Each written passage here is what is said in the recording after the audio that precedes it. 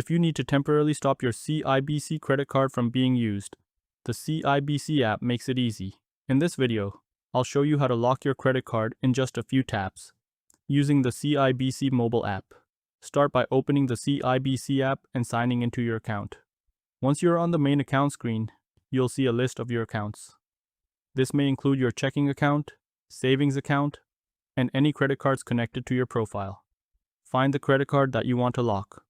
After locating it, tap the three-dot menu beside the card to open additional options. A menu will appear with several account actions.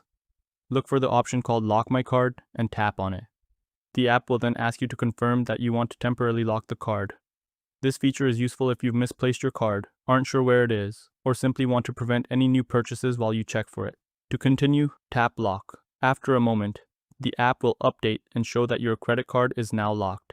While the card is locked, new purchases and transactions may be declined, helping protect your account from unauthorized use. You'll also notice additional options on this screen.